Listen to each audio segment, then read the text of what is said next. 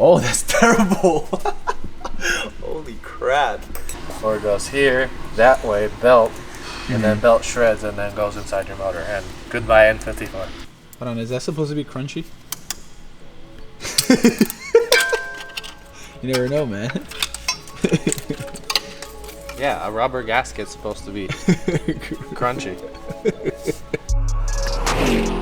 Hey guys, Christian here. Welcome back to another video. So today I'm going to get a turbo upgrade on the 335i. I know I've been teasing you guys about it, and yeah, it's finally happening. For those of you guys that don't know, this black E46 M3, this is actually mine. I bought it not too long ago. If you guys didn't watch the review video, you should check it out. I got a really good deal on this car, and I'm very, very happy. And right next to the E46 M3 is my E30. I'm sure most of you guys are already familiar with this car. I've made 2 videos on it already. The episodes are not coming out as fast as I want them to because I ordered a bunch of parts and I'm just pretty much waiting on them. Most of the parts should be here by the end of March. So we're here next door at Jerry's. Before we take the car over to the shop inside of PSI, we have to unload all the Freon before they take apart the subframe, because you know that's not really healthy for the environment. So yeah, that's what we're about to do. So you said AC is overrated, bud? That AC is definitely not overrated in Central Florida. I don't know, man. 2 months daily driving, no AC? Nah. I drove it for like 3-4 months with no AC. And you were perfectly fine with that? Yeah. It's the Asian skin. Alright, so we are arriving. It's time to get some work done. So I think I finally decided to get rid of the secondary cats. I don't want them no more. Yeah, we can do that. Yeah, I want to make it louder. You know what's craziest? When I first installed the Valvetronic exhaust system, it was actually too loud for me. Now I'm used to it and it's not loud enough now. I've been holding off on doing the oil pan gasket until I upgrade the turbos, which is why it's a freaking mess down here. Alright, so what the guys at PSI decided to do, they're going to drop the whole engine. They're not just going to release the subframe and then install the turbos that way. They're going to drop the whole engine just to make sure that the engine is completely healthy. Look at the seals, the gaskets, the lines and stuff like that. We want to make sure that the engine is the best condition as possible before we decide to add more power. That's very important, guys. Maintenance first, performance afterwards. It's very crucial, especially on the N54 motors, which sometimes are not that dependable. It's better to take care of everything else first, make sure everything's healthy as much as you can, and then add power, so that way you can reliably keep that power and have fun with the car. Well.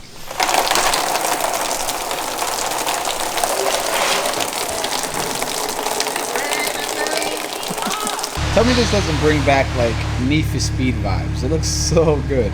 Kind of reminds me of like the E46 M3 GTR that was featured on the Need for Speed game. I forgot the name of it right now, but yeah, this is freaking sick. Look at that, completely gutted out, minimal, very minimal inside. The seat for the driver, you got the screen here, steering wheel, carbon fiber. You got this wrap that was actually wrapped by T from Guardian Wraps, the same guy that wrapped my 335i. Massive wing right here. Setup looks really good. They're supposed to be taking it to the track later this month, so I'm gonna be on the lookout for this. This is Alexis right here. She runs everything at PSI. She's pretty much the brains of everything here, right? Listen, we had a conversation yesterday. No, I just realized that it literally just doesn't stick. Oh, because I have ceramic coating on the wrap. Oh. It's not gonna stick. Yeah, if you put any kind of tape on it, it won't stick at all. That's kind of tight. Put like a big giant condom on my car. Looks good though. Ali, do you think it's worth it to get those cowl filters from like Burger Tuning? No, they're not. Apparently, if you remove that one, not only is it easier to change things out here, but you get better cooling. And when you're in the driver's seat, you can hear the engine more, which sounds cool. Yeah, well, just get a bigger exhaust solution. Otherwise, the DME is right here. So if anything happens, water gets in there. Oh, okay. So it's a protection for that as well. Yes. Hold on, I gotta make sure I do the wiggle test. All right, it's stuck there. Only the OG subscribers know exactly what I'm referring to when I try to move this around. Carbon fiber. Is it real carbon fiber? I don't know, man. Is it? You tell me. If it looks like it, it's real. I guess it is. If it passes the eyeball test, then it's real, bro. Well, I guess Mako hooked it up then. Yeah, I like it. It's pretty. We're gonna need an upper radiator hose. A what?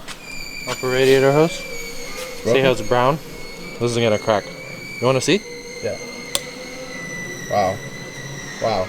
So the hose is just, it's toast. That's it. It's brown. You broke that without even trying. Exactly.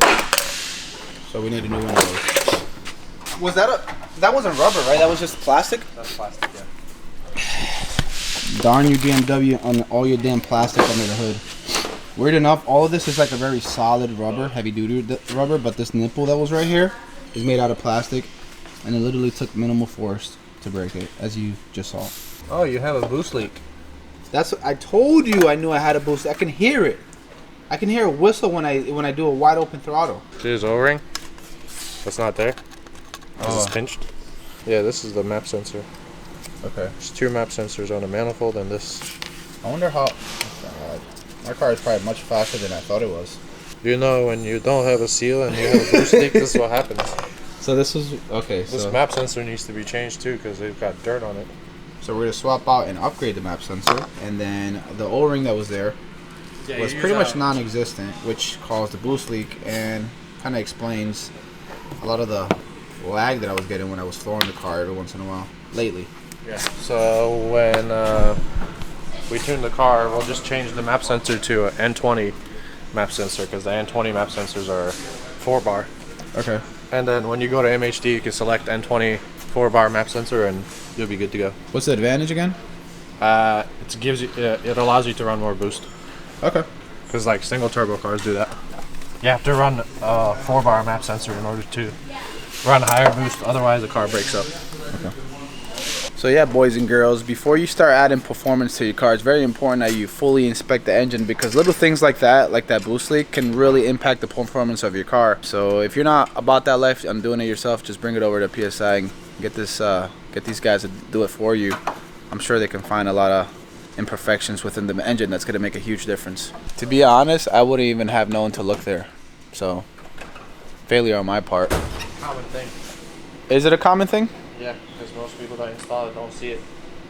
Because they don't take off the charge pipe. I see that. Well, if you know, you know. If you don't, you don't, I guess. AC. The AC line, and then the O-ring on that is pretty bad as well. No.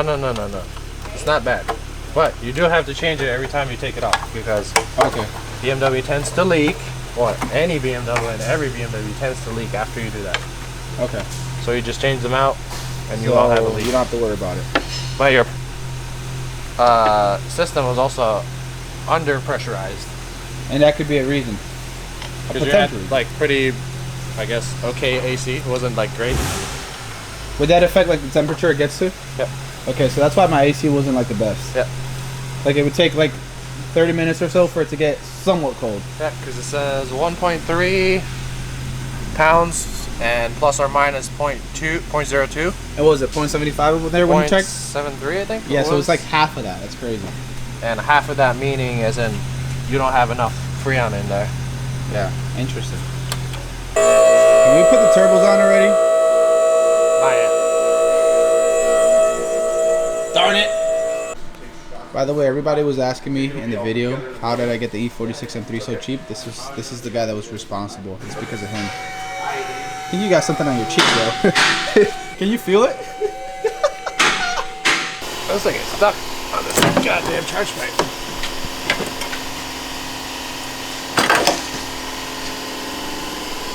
That's a big boy intercooler. Did I prove it? I think I did. Yeah, you did. Ali was always telling me that you can install this intercooler without removing the front bumper, and I guess he just proved it.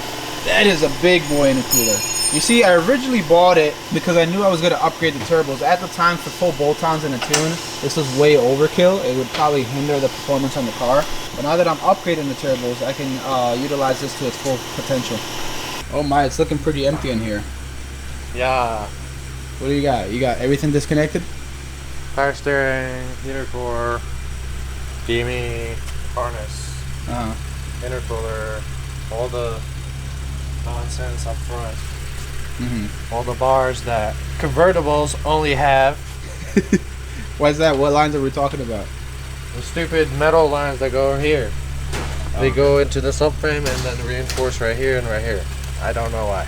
Is that just extra reinforcement? I guess it's the same front end as a E92 or E90. Yeah, I can understand maybe some different things back there. Not sure why in the front you would need that, but Yeah, it would be take this off, disconnect trend stuff, disconnect the exhaust, or chop these off. get rid of these craps off. Yeah, because that could cause misfire. By the way, if you're diagnosing your car, that could be one of the issues. The cats. Yes. Yeah, I remember. I was telling you the other day that the front cats, one of them was completely ruined. Yeah, so it And could I think cause it was the very rear restrictive, to yeah. clog if the front is clogged. Just to make it clear, Yes. you don't have to drop the subframe or anything to do your turbos. Really? No. But we're doing everything, as in valve cover, oil pan, All the main stuff. everything up front, everything in the back, anything in the inlets. The inlets are pain in the ass. So for us to drop an engine, it would be a lot more easier and faster to do everything because it's a lot of work anyways. Okay. But if And would it be somebody- easier to see like imperfections or stuff that's not Yeah, because ideal the motor is down and everything is down, and you can literally see the valve cover, and you can do everything at once? faster because you can do the valve cover in like an hour with the engine out. Okay. I've You done just it see with the turbo. subframe out, like sagging, Yeah. and I've done it with the subframe in. Okay. And I've put a single turbo kit on with the subframe in. before. Really? Okay. So it's possible to take it out, but But in this case, my engine really needs a refresh, so it's better to just. yeah, so Pull we're it just out. gonna do everything on the engine, so when it goes back in, it looks like it never had oil leaks. Okay. If you guys had a customer come in and wanted to get turbos installed, you guys don't typically do the motor out though, right? Or is this something that you guys suggest?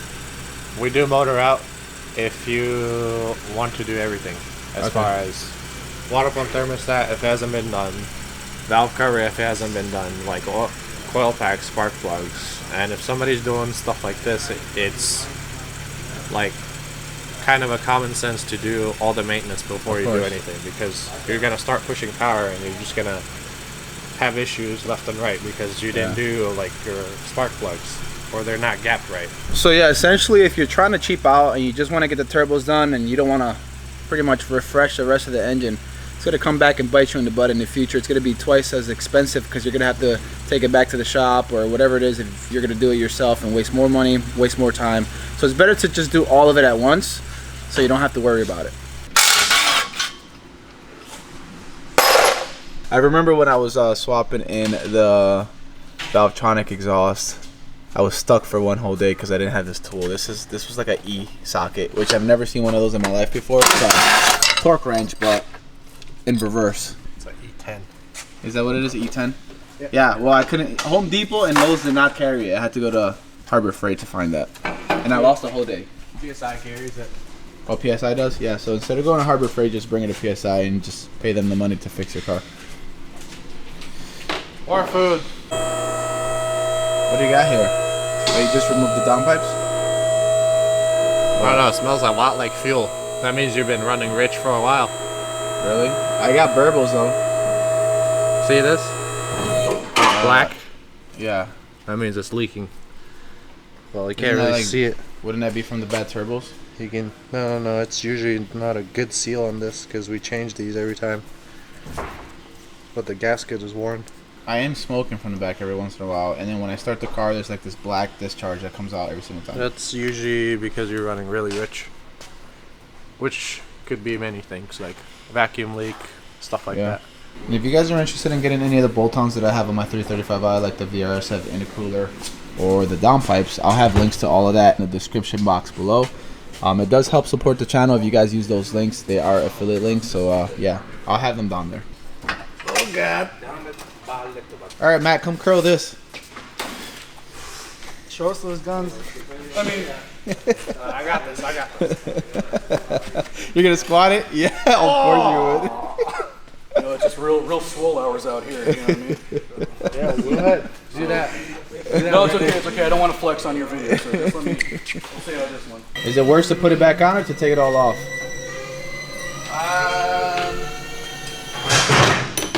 50-50. 50-50. Because you get to take some stuff off and not put it back on.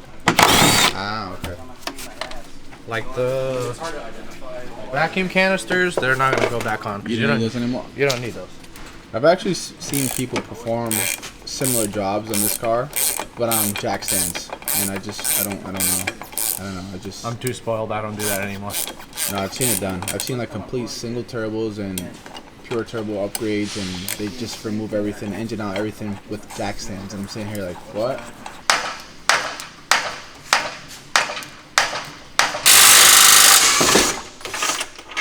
There it goes.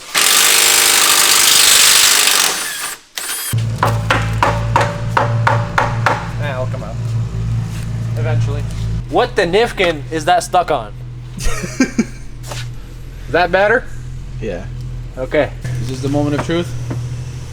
Yeah. You hold that side of the strut. I'll hold this side of the strut. And we'll do this as a big happy family. Teamwork, baby. All you, Ricardo. Oh.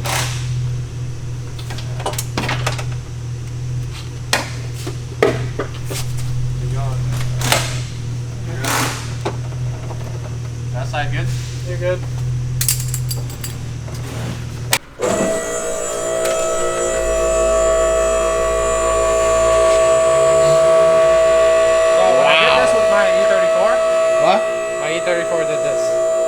Oh, it did? Because it was so light?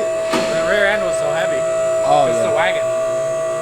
And it just tipped over? It didn't tip because it was like almost on the ground, so it was doing this.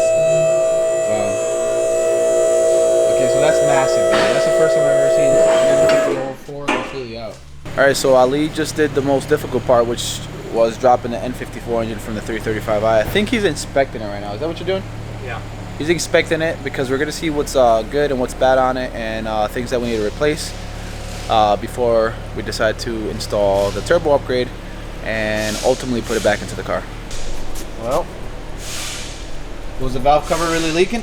Yep. It was? Yep. So see, that's why I was getting misfires, because it was leaking oil onto the spark plugs. Yeah, I mean, it's like literally the whole side of the block is covered.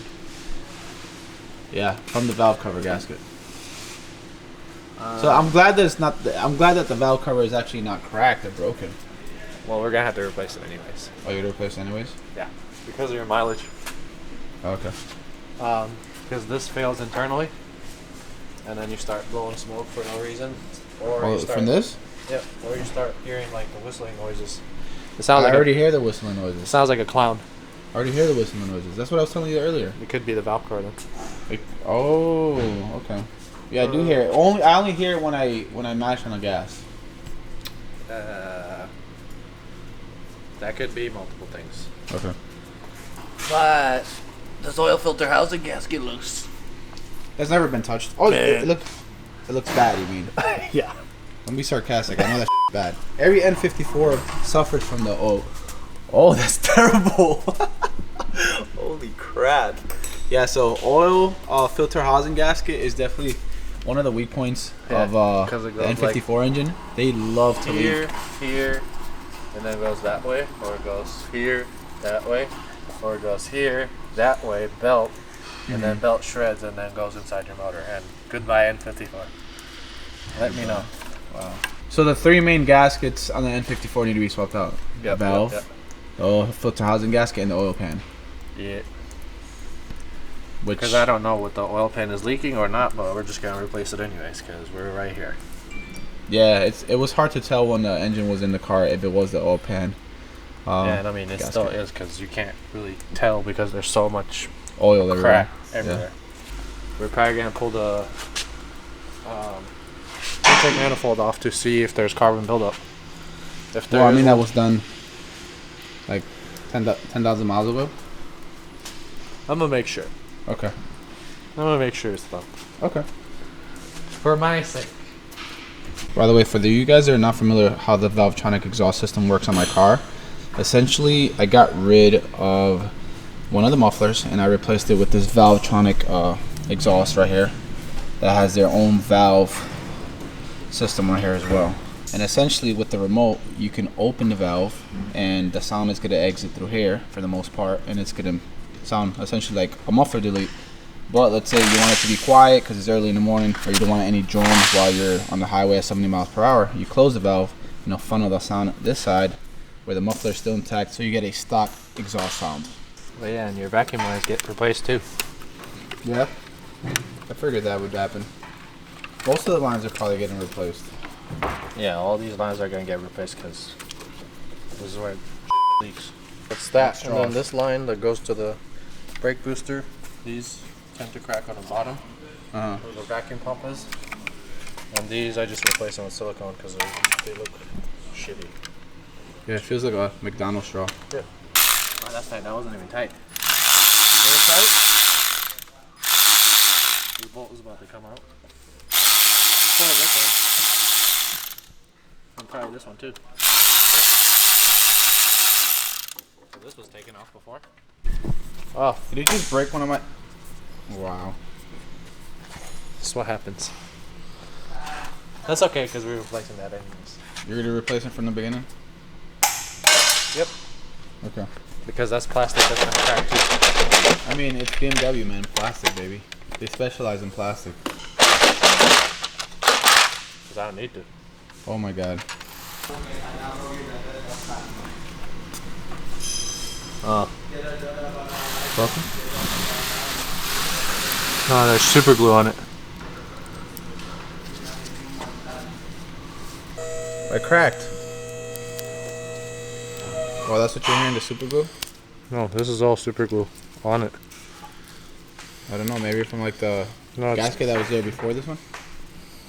it's put on to like hold the gasket, but you're not supposed to put on too much because it bubbles up and it causes a vacuum leak. Actually, I just started using Shell.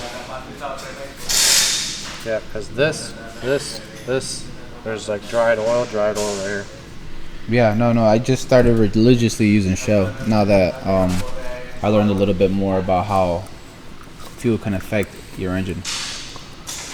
I don't know if you've seen the video, but I actually went to the facility center and I got to see firsthand the positive effects of using quality fuel. So this was definitely one of the things to remove gunk and grime and all that stuff. Yeah. So, yep, Shell from now on. Would have Steven's concert in my video.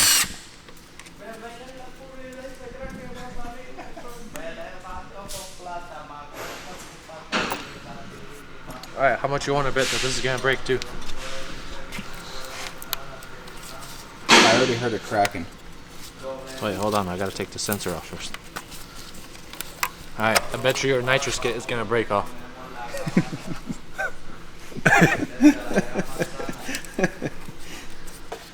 Is that a deal or what? No, I'm not gonna take the chance. It's gonna break. I heard it crack already. Okay. Told you. Let me see. Not only did it break, it looks nasty in there. No, I got you. The other piece is inside there. It's in there. It stayed in there. What is that line for? Is that coolant? Thermostat to the head. Thermostat to the head? And the tip of it stayed in there. The freaking tip of it stayed in there. Yeah, they make a billet piece now. Wow.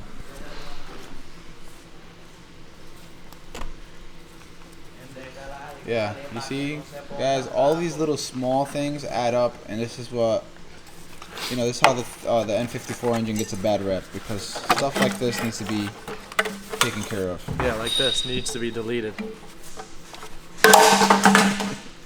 Bullshit. Alright, now we do oil filter housing. I'm really curious to see what that looks like. You know what I'm curious about? Is there two different? This bolt right here. Alright, and that's a 13 in there. Don't do this if you don't know what the hell you're doing. Because you will crack your manifold. Or you will crack something. If you try to do this yourself for the first time. Oh, nice. Oh my god, so it's not. That wasn't tight. That wasn't even tight. No, it was just sitting there. It fooled us. Man.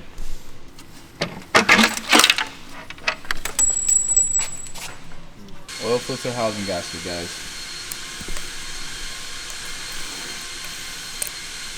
Oh, that's crunchy. That's crunchy. It was definitely flat. Well, that's good. Huh? Not bad. That's what you want. You want it to be flat? No. Track. I remember when I first saw the turbos on the N54, I couldn't believe how small they were. They look like fun size. They look edible. You can try it if you want.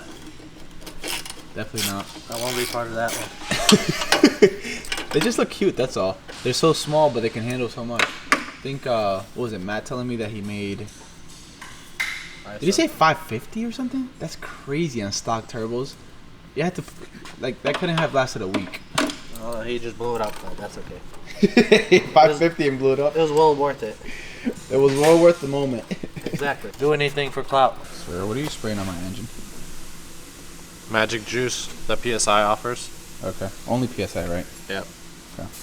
This is how you make 500 horsepower. You just spray the greaser. Yep. Right on your cam sensors and your oil pressure sensor or whatever the sensor this is. I think it's oil pressure sensor. Or no, that one's on the oil. Somebody's gonna fact check you in the comment section. Do you think I care? No. Yeah. So this is how you make 500 horsepower. You clean your engine and you maintain it. Okay. It's better to have a maintained engine than it is to add power. Yeah. You'd have far more seat time. No, you'll make it far.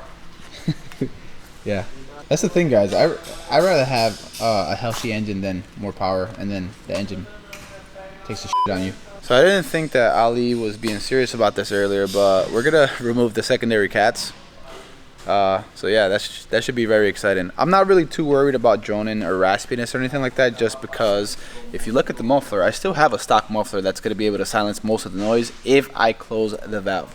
Once I want it to be really loud, I can just open the valve and it'll be straight pipe sound pretty much.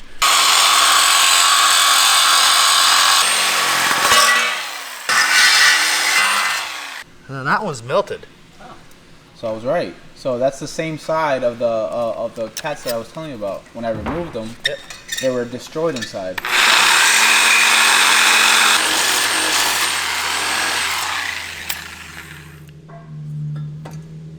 That one's like squished, but you can still kind of see through it. Not really.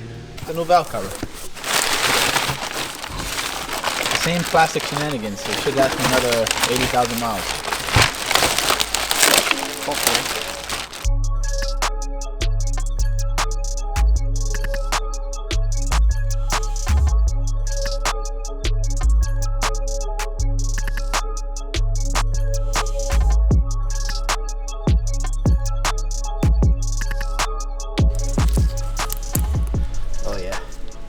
Nice and flat too. Okay, so remember how Ali said that the oil filter housing gasket was like flat, it was no good? Essentially it was pretty flush with the metal frame, but if you look at the new one, you see how it protrudes out, it sticks out just a bit. That's how it's supposed to be. That's how you know if the gasket is good, because it's going to seal the oil from within. This is the old one, it actually fit completely flush, so that's why it was leaking so bad. Look at that. So much better. Yeah. So I've heard this could be really deadly. I know you explained about it earlier. If you don't change that, it'll leak down to the belts and that's it. It's either that or this gasket, either one of them, it leaks down.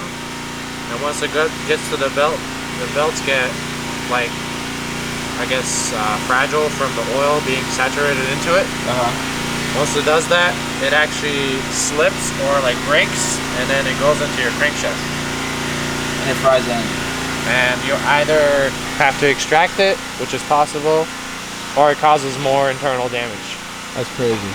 Or some people do this, but they don't clean around. So oil that's residual just stays around. And it eventually does the same damage if you were to, yeah. Valve car done, oil filter housing. So next would be take the turbos off, and then lift the engine up. And the oil pan? Yeah. Yep. So what I think I'm going to do is I'm going to split this video into two different parts. The first part is going to be this one that covers the maintenance to the engine before you decide to add power to the 335i. It's very essential that you take care of stuff like the gaskets, the lines, any boost leaks, address everything that needs to be addressed before you decide to add power, because if not, You're gonna waste a lot of time in the future and probably cost you a lot of money, especially if you don't work on your own car. Remember guys, proper maintenance first and then power afterwards. I've seen far too many times where a 335i owner has like $1,000 budget and they're like, proper maintenance or MHD and full bolt-ons, and then they go for like the performance every single time. Honestly, if I had the choice between a healthy engine and no additional power, and an unhealthy engine, I would definitely go for the healthy engine because it's going to last you much longer, which pretty much is going to allow you to drive more and enjoy your car more. The O2 sensor was loose, so see, I don't even know why I get the engine light then. It could be so many different things. By the way, I was told before, I just never did it, but I was told that the O2 sensor should be replaced. Yeah, you're definitely running rich. Look at this inside. It's oh my god. Black. So if this is an engine with only 78,000 miles, I could only imagine the ones people are buying with 100,000 miles, 140,000 miles, 150,000 miles. I could only imagine what their engine looks like if they were to disassemble it like this. It looks like poop. It looks like maybe you should not buy it. Yeah. Unless you're willing to do This. pretty much what you're doing. Except in the car. So there you go, guys. If you're looking to buy a 335i that's high mileage, it's perfectly fine if you're willing to do this to it. Yeah, we do pre-purchase inspections. Oh, okay. But, Yeah, pre-purchase expansion, bring it to these guys then. I didn't know that.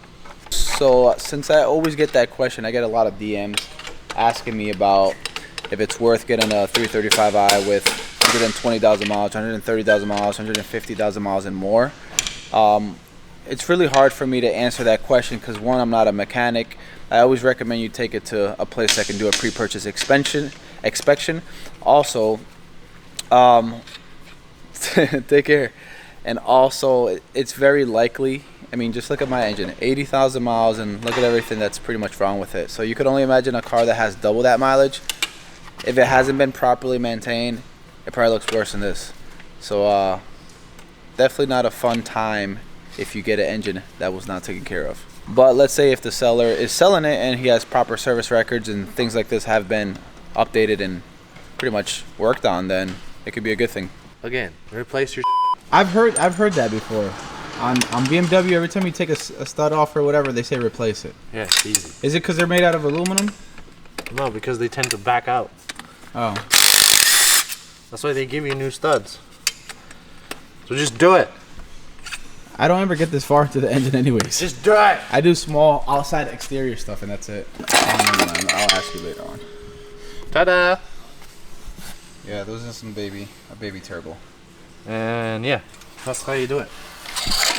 Just leave. So just looking at it from the outside, you can't tell if they're bad or not. I mean, usually they build up like stuff like that, and you see like there's blow by. Yeah. So that's one sign, but also these engines have a lot of blow by naturally. Which is why you told me to get an old catch can. Yeah. They tend to leak right here, because that's where the seals and stuff like that are for the cartridges. Okay. But it leaks right here, and then yeah. Okay. Also, so those small signs, but everything else happens internally. also this fails on the inside. They reinforced this on the upgraded turbos. Yeah. But this fails. I can hear it. Hold on, what's that rattle noise? Is that what you get when you get Westgate rattle? The inside and stuff like that, you have to like drill it out to put a new one in, and it like makes it more what's it called? In a way. Yeah, because right now it's like it has a little bit of play. Sometimes you don't hear it because the exhaust is too loud. Oh, I see why. Yeah, that was stuck in the middle. I don't know if you guys are following me on Instagram, but the other day I posted a picture of this car right here, this E46 racetrack that PSI built. I just asked Ali if he can turn it on for me. I really want to hear what it sounds like.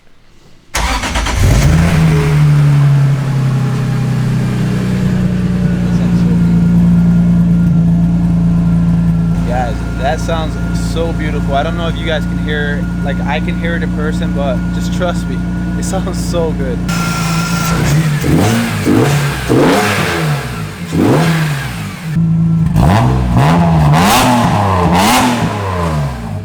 That's cool car, isn't it, guys? Let me know what you guys think in the comment section below. That's freaking sweet.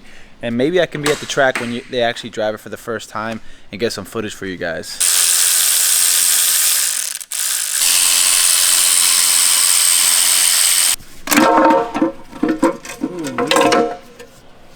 Hold on, is that supposed to be crunchy?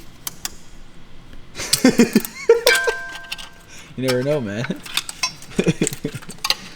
Yeah, a rubber gasket's supposed to be crunchy. I only said that because you couldn't tell it was rubber. It looked just like metal from far. Look, like the inside. Yeah, that's the most important part. I'm pressing it and it's just crumbles. Flaking. It's kind of like eating churros.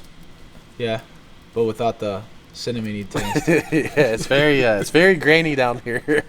They put too much sugar on the shit. I think it was overcooked. Okay, here's a souvenir for you. Oh, and a piece got stuck on the motor. And that's crunchy. Yeah. Look. Sounded like you just stepped on a roach. Oh, yeah, that definitely flaked away. Well, there's people that don't do their oil change and their oil pump looks like somebody, I don't know, took a shit on it. It's best way to describe it because it looks like. Actually, it's like doo doo. Come, I have a motor like that. You do? Yes. To the graveyard. All right. You don't change your oil. This is what happens. Oh my god. What the hell? It literally looks like somebody took a shit on it. Okay, so that's all the work they're going to put in to the 335i today. I think what Ali is doing is just getting some parts that we need to do the turbo upgrade tomorrow, and I think some other stuff, well, like some of the lines and then the valve cover bolts. No, the oil pan bolts. God, I'm losing my mind. It's been a long day. The oil pan bolts, which according to BMW, they need to be replaced if you release them. So yeah. Because they're aluminium. Yeah, that's what I said. Yeah, because they're aluminum and they stretch. So once you remove them, you have to replace them. So don't cheap out on that if you're looking to do that yourself.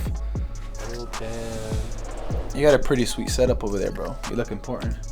I do. And I am. Yeah. So yeah, that's gonna finish today's video. They've got a lot done with the car. So I'll see you guys next time for part 2, where we actually do the turbo upgrade, and hopefully I'll be able to drive the car the same day and give you guys my impression. As always, thanks for watching. Till next time.